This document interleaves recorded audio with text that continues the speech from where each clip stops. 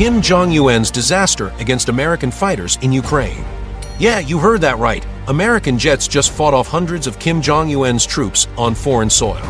But while those soldiers were getting wiped out by Ukrainian forces backed by the US, something way more sinister was going on behind the scenes. North Korea wasn't just sending men to die, they were collecting some of the most valuable military secrets on Earth. Info that could turn Kim Jong Un into the biggest threat the US has ever faced. Stick with me, because what I'm about to reveal in the next few minutes will explain not just where this happened, but how this secret op might have sealed all our fates, and how it might actually be a disaster for Kim Jong Un himself.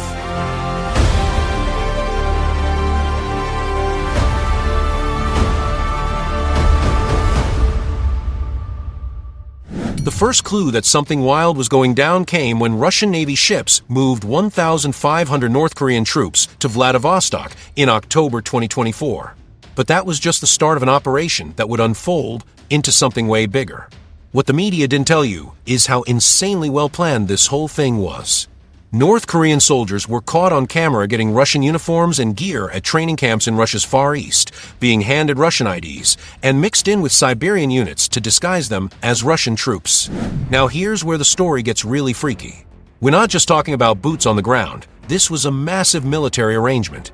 Pyongyang shipped around 13,000 containers of weapons to Russia, including millions of artillery shells that are keeping Russia's war machine alive. North Korea literally became Russia's ammo factory. Some Western intel sources estimated at the end of 2020 that North Korea had provided half the shells used by Russia in Ukraine. That means every time a bomb goes off on Ukrainian soil, there's a 50-50 shot it came from a North Korean factory. The most shocking part?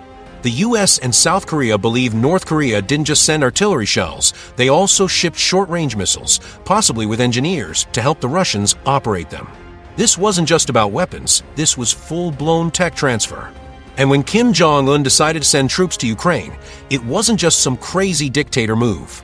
It was a cold, strategic play that showed off his twisted military genius.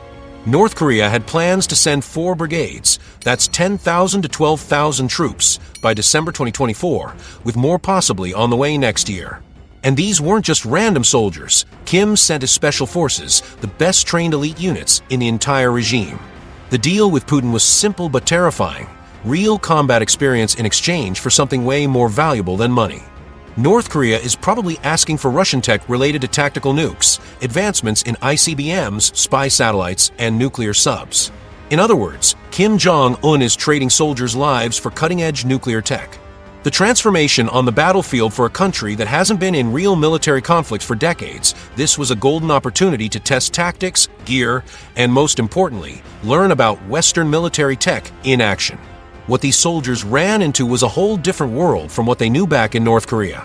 Early reports describe a mix of culture shock and battlefield panic. Soldiers used to 80s gear suddenly facing Western air defenses, drones that move like invisible swarms in the sky, and battle coordination powered by satellites and AI. And yet, they adapted way faster than Western analysts expected. Within weeks, troops who'd never touched modern drones were flying them like pros. This isn't just survival, this is rapid military evolution.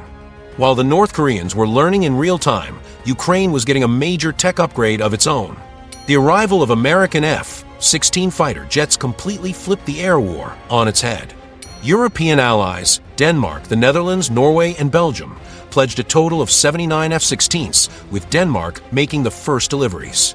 These jets aren't just any planes, they represent decades of Western air dominance.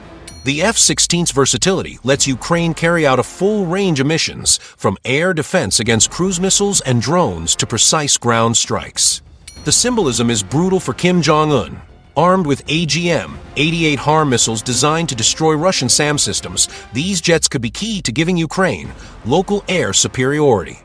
Every F-16 takeoff represents tech that the North Koreans could only dream of facing. November 2024 marked a historic moment. Ukraine engaged North Korean troops for the first time since they were deployed near the Kursk region, a major escalation in the war. This was when the world realized we weren't just dealing with a regional operation anymore. This was now a full-on global conflict.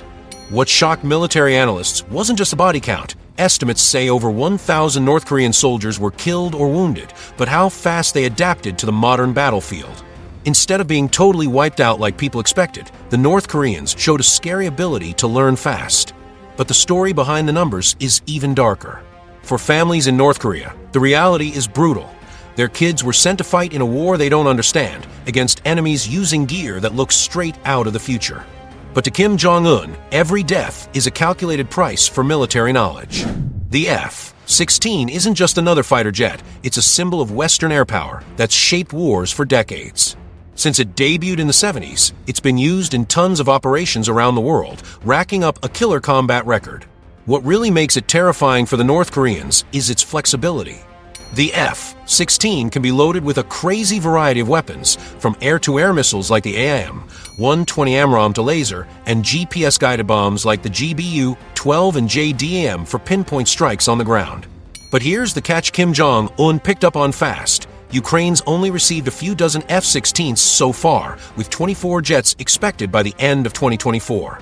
Plus, the F-16s given to Kyiv are older models, less advanced than Russia's latest combat aircraft.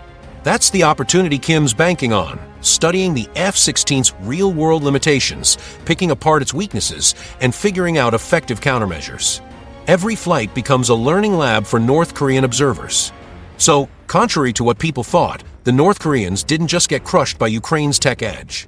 They're learning some seriously valuable lessons that go way beyond the war zone. This military evolution includes some game-changing stuff, adapting to drone tech. Soldiers who'd never touched modern drones are now using them skillfully for attacks, recon, and artillery targeting. Understanding modern tactical ops, they're gaining real-world experience coordinating with precision artillery, using encrypted digital comms, and fighting at night with thermal vision gear. Studying Western countermeasures, every Ukrainian defense system gives them data on how to counter similar tech in the future. HIMARS, Patriot systems, you name it. Integrating with Russian systems, they're learning to operate advanced Russian gear and merge North Korean tactics with Russian strategies. But what happens in Ukraine doesn't stay in Ukraine, and the fallout from this op is straight up terrifying. Every lesson the North Koreans pick up will get used in future standoffs with South Korea and threats to Japan. That's the scariest part of all this. Kim Jong Un turned Ukraine into a live training ground for his special forces. When those survivors head back home, they'll carry real-life knowledge on how to take on Western military tech, something they couldn't have gotten any other way. But the Western response was quick and loud. South Korea warned it might start sending weapons to Ukraine after North Korea sent troops to Russia. Until now, South Korea had only sent weapons to the US and other allies indirectly, but North Korean boots on the ground changed that whole strategy. Even though Ukrainian F-16s haven't directly battled North Korean troops in any majorly documented skirmishes, their presence totally shifted the strategic playing field. These jets are the West's answer to the escalation caused by North Korea. Their arrival gave a huge morale boost to Ukrainian troops and civilians who know what the aircraft means and how it can boost their defense capabilities. The F-16s forced all pro-Russian forces, including the North Koreans, to change how they hide, move, and coordinate against air threats. Every patrol flight grabs data on how the enemy reacts to Western air power. But even though F-16s are feared, they arrived during a rough patch for Ukraine, when manpower, supplies, and ammo were all running low. That means the North Koreans are studying not just the F-16's peak performance, but also its real-world limitations under stress. Recent reports say North Korean troops have been pulled back from the Russia-Ukraine front lines, but that doesn't mean they lost. If anything, it could be part of a classic Kim Jong Un strategy: soak up knowledge, then bounce. This kind of pullback lets Kim preserve his most experienced troops while using what they learned to train new units. It's a smart military move: max knowledge, minimum political fallout at home. The soldiers returning aren't losers. They're graduates of a brutal war school with real-world lessons on how to take on F-16s, US drones, and NATO defense systems. Every survivor becomes a trainer in military schools back home that now have first-hand knowledge of fighting the West. North Korea's role in Ukraine set a crazy, dangerous precedent. Kim Jong Un showed he's willing to send troops anywhere in the world if it gets him valuable military experience. That takes North Korea from a regional threat to a globally active military force. All the intel they've gathered on drones, anti-air systems, coordination tactics, and precision tech will totally reshape North Korea's military capabilities. And when you mix that with their ICBM program and the possible transfer of Russian nuke tech, this new combat experience makes them a way more serious threat.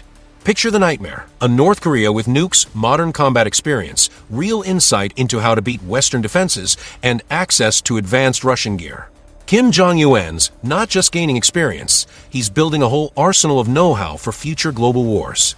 The North Korean saga in Ukraine teaches us one massive truth about today's world: regional wars quickly turn into global testing labs for military tech. Kim Jong Un figured that out way before most Western analysts.